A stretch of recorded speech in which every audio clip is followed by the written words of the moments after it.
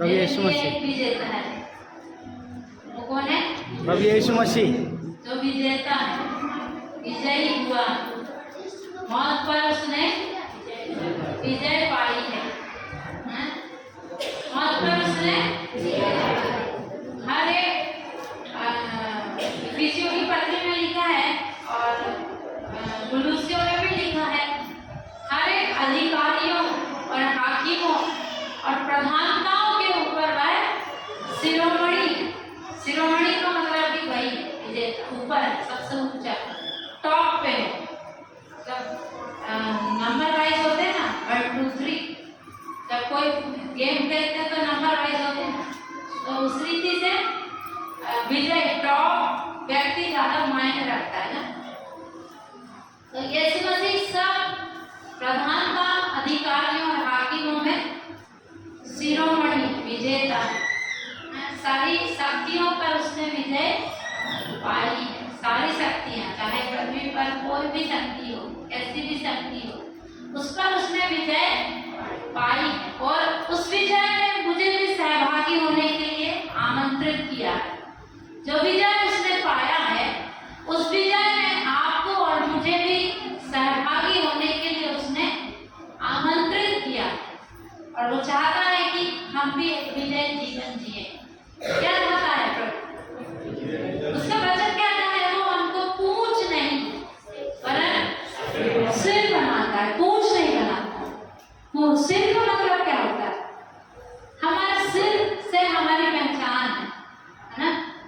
पूंछ से मतलब पैरों से कोई पहचान होती है। हमारे पैरों को कोई देखेगा, पहचानेंगे किसके पैर। बस पैर की फोटो भेजते थे, फिर कोई पहचानेगा किसके पैर। हमारे सगा का फोटो भेजते, सब पहचान जाएंगे किसकी फोटो है ना।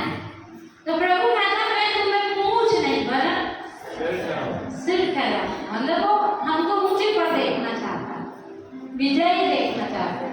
पर बहुत सारे मसीह लोग आज विजयी नहीं है, कारण ठहराने वाले के अधीन नहीं है।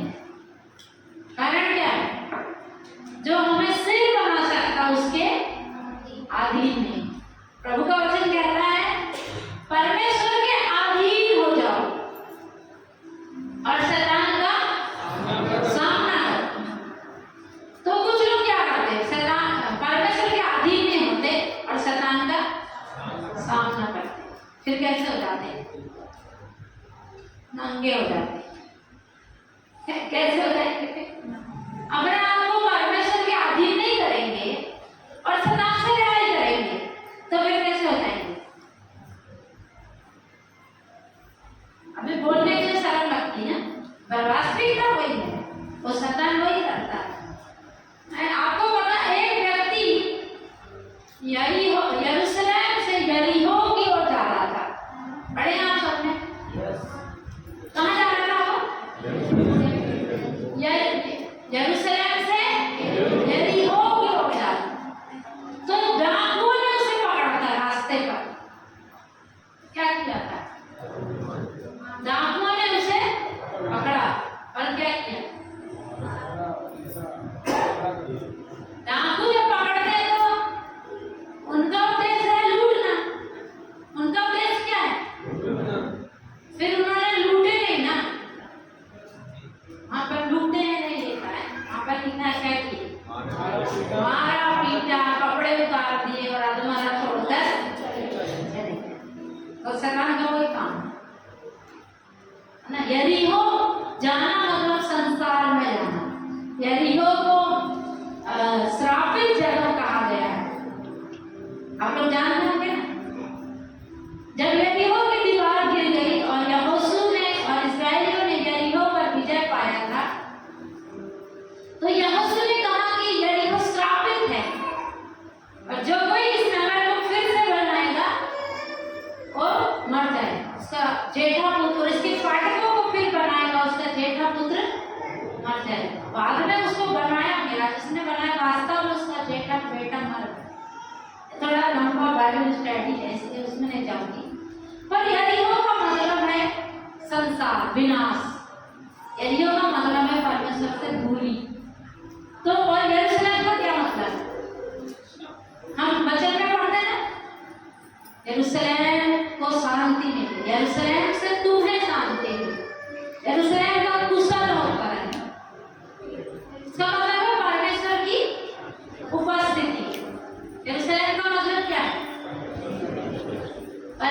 की उपस्थिति, उसके पास बैठना। तो जो व्यक्ति परमेश्वर की उपस्थिति को छोड़कर संसार में जाता है, यदि वो की ओर जाता है तो उसको डाकू मिल जाता है। उसका नाम शैतान। कुछ लोगों को बहुत समस्या है शैतान बोलने। उसके कई नाम, उसके भरमाने वाला उसका नाम है, इस संसार का हाकिम उसका नाम है, झूठ का पिता उसका नाम है। कई नाम बाइबल में हम उसको देखेंगे, कई नाम है। तो वो मिलेगा तो फिर वो ऐसा ही करता है। इसलिए यीशु मसीह भी कहता है चोर आया चोरी करने, घात करने, नाश करने। तो चोर वही करता है। परमेश्वर की उपस्थिति से दूर हो गए और फिर शैतान से लड़ने चल तो क्या करेगा? कपड़े उतारता है ना। इसलिए वचन कहता है परमेश्वर के अधीन हो जाओ और शैतान का साम, उसके अधीन में होना बहुत जरूरी है। प्रेरितों के काम में एक व्यक्ति है जिसके 7 बेटे हैं। कितने बेटे हैं? पढ़े हैं आपने? जब पौलुस प्रेरित बहुत सारी दुष्ट आत्माओं को निकालने लगा, जब उसने उद्धार पाया और वो यीशु मसीह के नाम से बहुत सारी दुष्ट आत्माओं को निकालता था, तो प्रेरित पौलुस ऐसा करता है तो ये कई लोगों ने देखा कि ये यीशु मसीह का नाम लेकर दुष्ट आत्मा निकल जाती है। तो वहां पर कई यहूदी भी ऐसा करने लगे। तो उसमें से एक व्यक्ति था, उसके 7 बेटे थे। वे 7 बेटे भी एक दिन दुष्ट आत्मा निकालने पहुंचते और क्या बोलते हैं वे? जिस यीशु का प्रचार पौलुस करता है उस यीशु के नाम से निकल जाए। क्या बोलता है वो? और वो लोग क्या बोलते हैं दुष्ट आत्मा को? जिस यीशु का प्रचार पौलुस करता है उस यीशु के नाम से निकल जाए। आपको पता दुष्ट आत्मा क्या बोली? दुष्ट आत्मा ने बोली मैं पौलुस को जानती हूँ और मैं यीशु को भी जानती हूँ, तू कौन है? हम आधी में यहाँ लड़ाई करेंगे तो ऐसे बोलेगा मैं यीशु को जानती हूँ, बोलती हूँ दुष्ट आत्मा। क्योंकि वचन में लिखा दुष्ट आत्मा उसको जानती है, उसकी आज्ञा भी मानती है। दुष्ट आत्मा को उसका वचन मालूम है और वे उसके नाम से थरथराती है, कांपती भी है और वे उसे अच्छी रीति से जानती है। इसलिए जब वो गिरासेनियों के देश में गया तो गिरासेनियों में जो व्यक्ति था जिसके अंदर दुष्ट आत्मा थी, वो क्या कहता है? हे परम प्रधान परमेश्वर के पुत्र, क्या तू हमें समय से पहले नष्ट करने आया? तो दुष्ट आत्मा उसको पहचानती है, जानती है। तो वो कहती है दुष्ट आत्मा की हम पौलुस को जानते हैं और यीशु मसीह को भी, तुम कौन हो? तब वहां पर ऐसा तमाशा हुआ कि दुष्ट आत्मा ग्रसित व्यक्ति वो 7 लड़कों को झूम गए और वो 7 को अपने वस्त्र छोड़कर भागना पड़ा, बिना के भागे। तो जब तक हम परमेश्वर के अधीन नहीं है और शैतान का सामना करेंगे तो क्या करेगा? हैं? ये दो वचन में शैतान किसके जीवन में काम कर सकता है? जो परमेश्वर की आज्ञा नहीं मानता। आज्ञा न मानने वालों के जीवन में वह काम करता है। तो अभी हम प्रार्थना करें अपने लिए, प्रभु मुझे आपके अधीन में रहना सिखा दो, आपकी आज्ञा मानना सिखा दो। अधीन में रहने का सिंपल सरल मीनिंग है परमेश्वर की आज्ञाओं को मानना। अगर हम उसकी आज्ञाओं को नहीं मानते तो ये समय 2 मिनट अपने लिए प्रार्थना करें, प्रभु मुझे आपके अधीन में रहना सिखा दो, आपकी आज्ञाओं को मानना सिखा दो। थोड़ी कठिन भी होगी तो मुझे ताकत दो, मुझे सामर्थ दो ताकि मैं उन आज्ञाओं को मान सकूं। हालेलुया, धन्यवाद धन्यवाद। आज्ञा मानने वाला व्यक्ति एक नया मनुष्य होता है, वो पुराना मनुष्य नहीं होता। पुराना मनुष्य आज्ञा नहीं मानता था, पुराना मनुष्य परमेश्वर के अधीन नहीं था, पुराने मनुष्य को नहीं पता था परमेश्वर कौन है। पर अब मुझे और आपको पता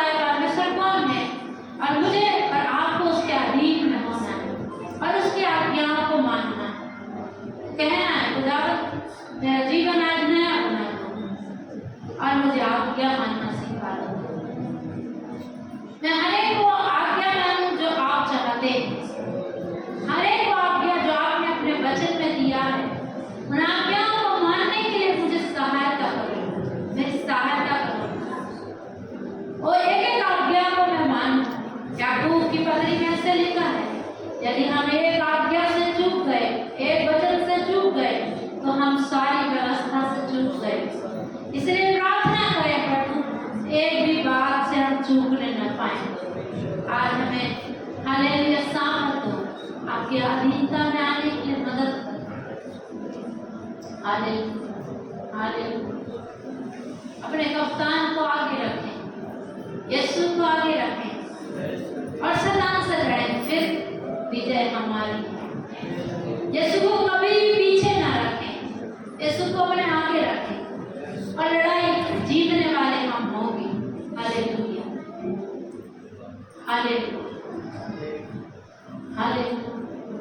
खुदावंद आप आगे और हम पीछे, हम आपके पीछे पीछे चले, आप आगे आगे चलिए। अपने गांव में तेरे आगे आगे आप चलूंगा और ऊंचे नीचे है उसे समतल करूंगा, टेढ़ा मेढ़ा है उसे सीधा करूंगा। मैं पीतल के किवाड़ों को तोड़ दूंगा और लोहे के बेड़ों को चकनाचूर करूंगा। खुदावंद आप हमारे आगे आगे चलिए। आज हम आपके अधीनता में आ जाए। आज आपके अधीनता में यहाँ पर बैठने वाला एक एक आ जाएगा, एक एक कहे यीशु मुझे आपके अधीनता में रख लीजिए। आप जैसा कहें मैं वैसा करूं। आप बोले कि उठ तो मैं उठूं, आप बोले बैठ तो मैं बैठूं, आप कहें तो मैं चलूं। हालेलुया। मेरा जीवन आज आपकी मर्जी के अनुसार हो जाए। प्रार्थना करें, उसकी उपस्थिति हमारे बीच में बहुत इंपॉर्टेंट है। कहें खुदा मेरी सहायता।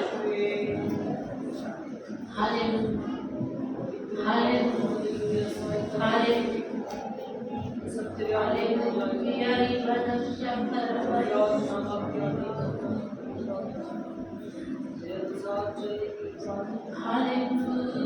पवित्र आत्मा यहाँ पर कब्जा कीजिए, आपका नियंत्रण हो जाए प्रभु।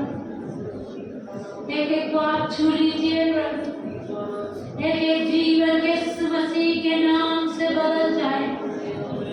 एक एक यहाँ पर बैठने वाला यीशु के नाम से बदल जाए।